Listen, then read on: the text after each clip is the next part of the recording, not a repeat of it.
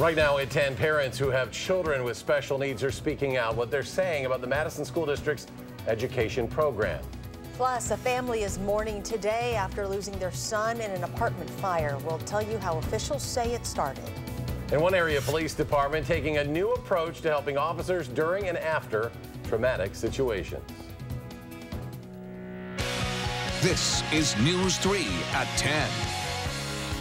Thanks for joining us at 10. Madison parents of children with special needs say the district's special education program is in crisis. Tonight, a group of parents took their concerns to the school board, saying the program isn't doing enough to educate their children. News 3's Amanda Quintana was at that meeting and is here with some of those parents' experiences. Yes, well, about a dozen parents attended that meeting tonight to tell their stories, many of them frustrated with the way their children are being treated and taught in their school's special education program.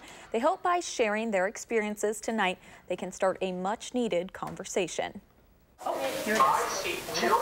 Miriam has constantly been separated from her fellow 7th graders. She and other special education students are put in different classrooms, even lunch periods.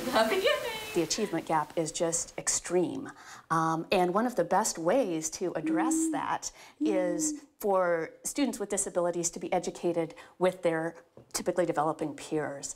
And unfortunately, the district has been careening in the opposite direction. Joanne Yonke says that is just one of the many issues putting Madison's special education program in crisis. Understaffing to the point of actual dangerousness, that tube feedings not happening on time, toileting issues not taken care of. Extensive support for personal care needs. So she and other parents are bringing their experiences to the school board. I have firsthand experience with district staff treating my son as less than and trying to exclude him from the school community. After each advocating for their own kids in their schools, but not making much progress. We just want our kids to have a great education, the best possible. And if you guys can't do that, then we need to figure something out. Margaret Rubio says there's less and less staff watching out for her 12-year-old son, and those who aren't trained to handle his needs. All I want is for my son to go into a classroom, and if you see that he's ticking, or he's OCDing, or he's hyper, or he's having trouble regulating himself, just keep an extra eye out. And while Suzanne Butchko has met with everyone she could to get her daughter out of a segregated room, she was not learning there. The work that they were giving her there was much too easy, and there was no curriculum. The group knows not all parents can, leaving their children without an advocate and a special ed program they say has the odds stacked against them. The Madison School District just released a statement saying they're grateful to the parents who spoke tonight and, quote, special education is a critical part of our work and we will work with families to always improve how we serve every child. We continue to support IEP or individualized education program team decisions to ensure that placements meet the goals as specified in each child's IEP. The district plans to take those experiences that they heard today and look to them when making future decisions. Amanda, thank you. Right, a chilly, rainy start to the work week. When will we see things warm up a bit? For that, we turn to Gary Canalti, our first alert forecast. Eric, first thing we have to do is get some sunshine in here. That might happen as early as later tomorrow afternoon, but by Wednesday, more sunshine will get us warmer temperatures. Doppler track, most of the rain now off to the east of us. A few light showers north of La Crosse. Those should stay north of our viewing area. But low temperatures this morning started out in the 40s to around 50 degrees. High temperatures today only in the upper 50s, only mid-50s near Lake Michigan, a few 60s over southwestern Wisconsin. Current temperatures range from around 60 in Platteville and Boscobel to 53 in Madison, only to the mid to upper 40s from Waukesha eastward into Milwaukee. And fog is becoming a problem. A dense fog advisory has just been issued for parts of northeastern Illinois, but here in southern Wisconsin, visibility down to a half mile in Monroe, 3 miles in Madison, and 1.75 miles at the Baraboo Dells Airport. By tomorrow morning, look for areas of fog overnight along with a little drizzle. Temperatures dropping to around 49. Tomorrow, the fog and drizzle will gradually lift. Look for partly sunny skies, or at least some sunshine late in the afternoon with a high temperature of 69.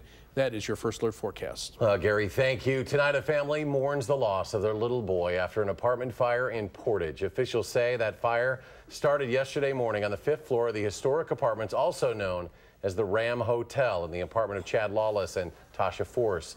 The Portage Fire Department says the cause was a child playing with matches Lawless says he tried to use an extinguisher in his apartment building, but it barely worked. His 20-month-old son, Damian Lawless, died at the hospital. He didn't deserve this, and I would have gladly traded my life for his in that moment. But I couldn't. I tried and I tried, and I could not get in there. It was too much. Fire officials say it is such an old building that its fire safety measures are just what was necessary when it was built. But Damian's parents would like to see upgrades, including a sprinkler system in those apartments. Around 70 people were displaced due to the fire and are now being assisted by the American Red Cross. We now know the name of a man whose body was found behind a Town of Beloit elementary school over the weekend. Officials say 29-year-old Dustin Grice had no signs of suspicious inflicted trauma. Police believe his death is drug-related.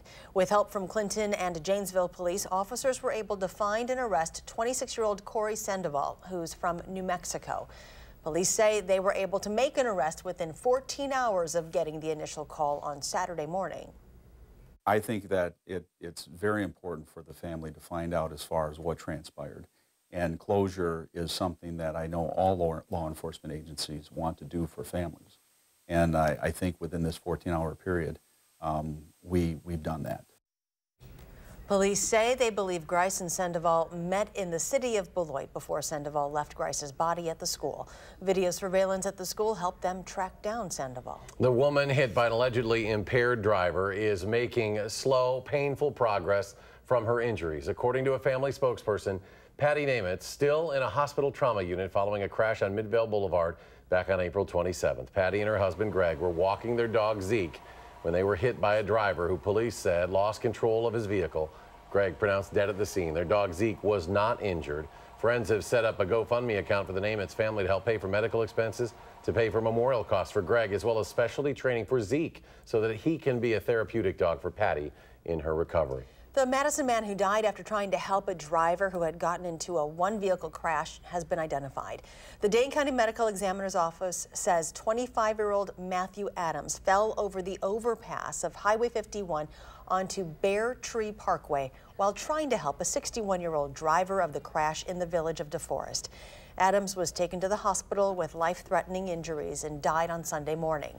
The 61-year-old driver suffered non-life-threatening injuries and was arrested on charges of operating while intoxicated. Following a shooting on Madison's southeast side, the community coming together to discuss some solutions. Police, city, county, and neighborhood officials were all in attendance to listen to residents.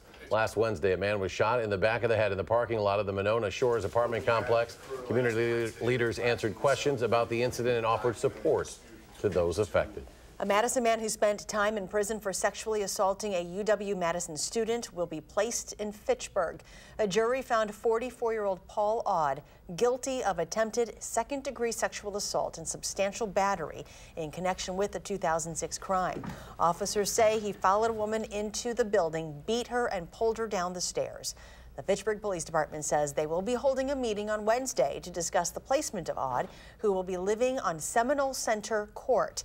It will be at Fitchburg Fire Station number 2 on Marketplace Drive starting at 5 p.m. Still ahead on News 3 at 10, Gary rejoins us with his complete First Alert forecast. Plus, how a new program at one area police department is helping officers and victims after traumatic events.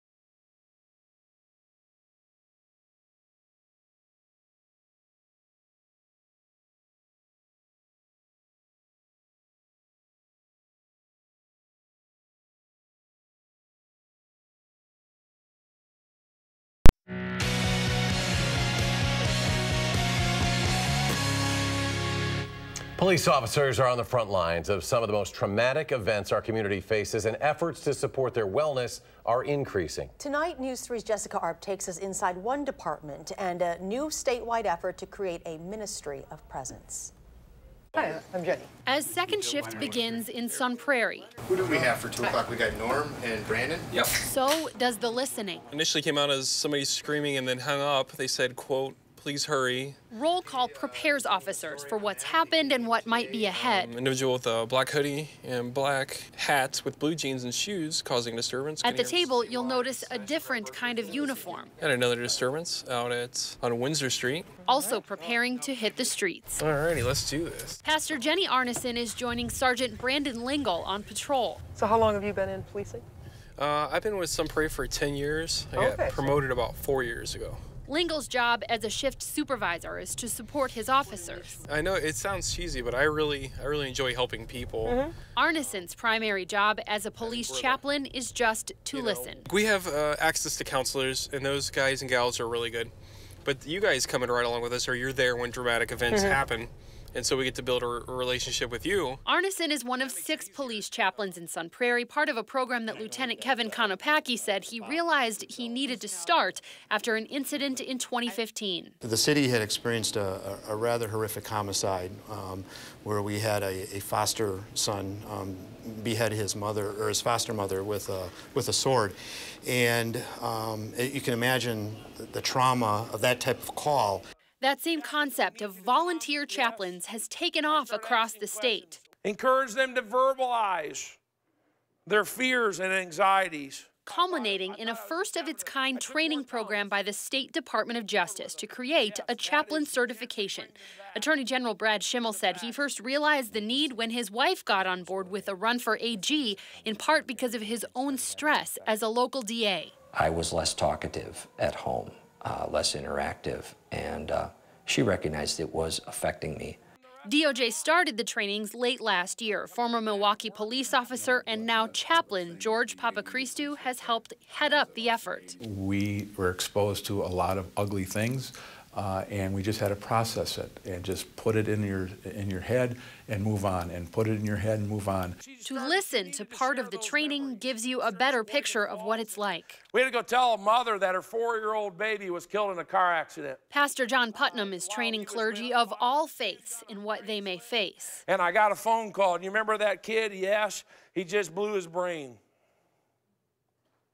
You may not realize this or not, but you are God's representative to them in their crisis. But while God may be central to the lives of some clergy, it's not central necessarily to the job of a chaplain. Ask them, can I pray for you? Would it be okay if I can pray with you? Very rarely will someone say, no, I'm not interested. If they do, absolutely.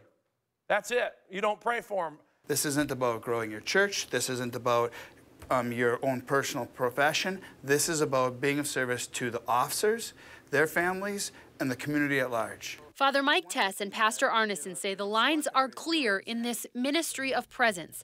They're in the car or at roll call to listen, not to evangelize. You are a soft place to fall for the officers and for the community that you're serving. Unfortunately, we have a front seat view to human tragedy. Sergeant Lingle knows this maybe better than most. I spent a lot of time with my chaplain when I was in Iraq, and a lot of us did. Lingle says he's called on the department chaplains to help in recent months. I've called twice. Once for suicide that was mostly for the family, but for the officers too. And for a fire that we had that was pretty traumatic for the families. Lieutenant Konopacki says that is exactly the idea. For me, if I know that they're out there, even if it's helping one police officer or a member of our community, then it's a positive thing. Sun Prairie is one of more than 100 police departments and religious organizations statewide that are taking part in the new chaplain certification training. We turn now to our forecast. Hopefully, we'll see some sunshine, warm things up in the next. Glad you used the word hopefully. Future. I got my fingers crossed for tomorrow, but I think we'll have better chances for sunshine Wednesday, Thursday, and most of Friday too, and temperatures will be a little warmer. Let's start out by taking a look at weather track. You can see lots of clouds today. The rain moving off to the north and east. Now the clouds are remaining. We still have some drizzle and fog, but most of the shower activity is across Lake Michigan into Michigan. Just a few light showers north of La Crosse, but the rest of southern Wisconsin right now, precipitation free other than just some light drizzle. Rainfall amounts generally about a ½ inch or less north of Dane County, about a ½ inch to an inch from Madison and southwestern Dane County into southwestern Wisconsin.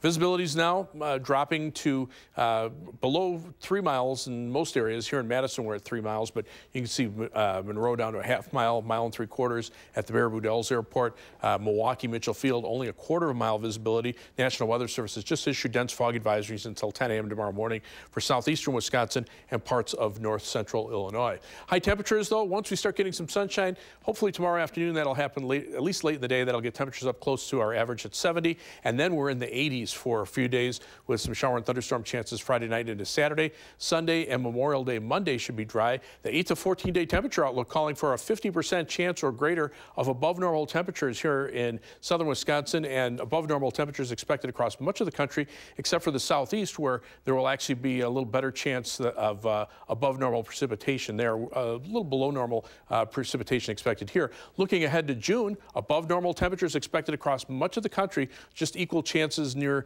the eastern Great Lakes, and again the precipitation outlook doesn't show up there, but about equal chances here in southern Wisconsin. Live view from the Edgewater Skycam in downtown Madison. You can make out the fog around the Capitol as we check out the almanac for today. High temperature only made it up to 59, so that's 11 degrees below normal, but our low temperature of 50 is actually 2 degrees above average. Right now we're at 53, just some drizzle at the airport with an easterly wind at 6 miles per hour and the humidity at 96%. Temperatures range from the 40s near Lake Michigan to the 50s across the rest of Wisconsin away from Lake Michigan. Superior, I suppose, at 49 degrees, but temperatures are milder to the south. LaSalle, Peru, and northern Illinois still at 71 degrees.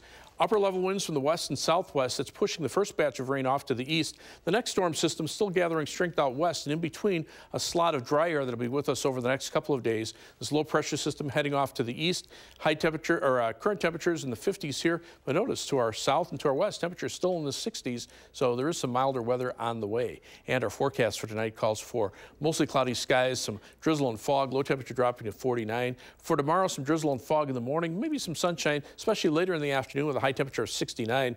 On future track, you can see the clouds and the drizzle and the fog continuing overnight. Low temperatures upper 40s. Clouds linger for much of the day tomorrow, but by late afternoon, the sunshine starts to return. High 69 here in Madison, but notice 70s out to the west where the sun gets in a little bit later in the day or earlier in the day. Temperatures in the lower 50s for tomorrow night, and then on Wednesday, look for partly sunny skies and high temperatures upper 70s to around 80 degrees. 7 to 10-day forecast. You can see those temperatures staying in the 80s beginning on Wednesday and lasting through Saturday. Shower and thunderstorm chances highest from Friday night into Saturday, but Sunday and Memorial Day Monday should be dry with highs in the upper 70s and temperatures around 80 for much of next week as school year starts to wind down and hopefully the temperatures start to wind up a bit. All right, Gary. Thank you. You're welcome. The road to state track and field begins tonight in Verona. The story coming up in sports.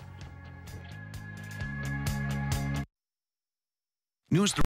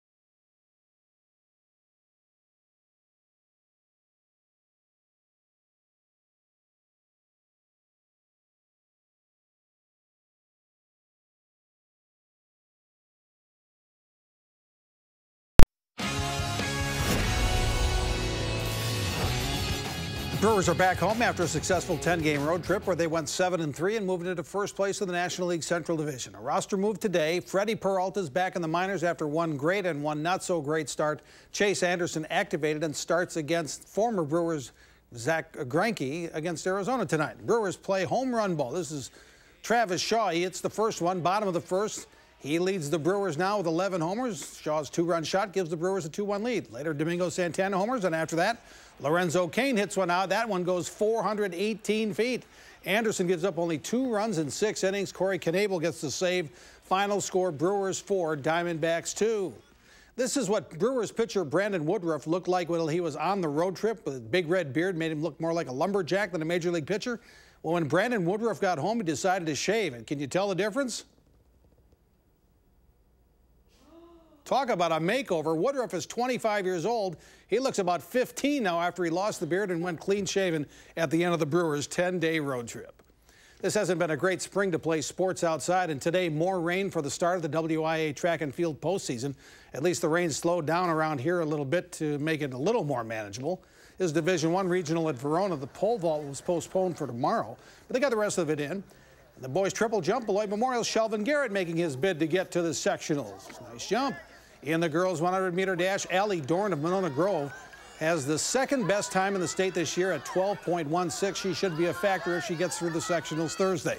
And in the 100-meter hurdles, Oregon's Alexis Jackson battled through some injuries, but now she's looking good. The Wisconsin Badger recruit won 3 individual titles tonight, including the 100 hurdles, a stadium record 14.8 seconds. Track sectionals Thursday. The state track and field meet in La Crosse just a couple of weeks away, June 1st and 2nd in La Crosse.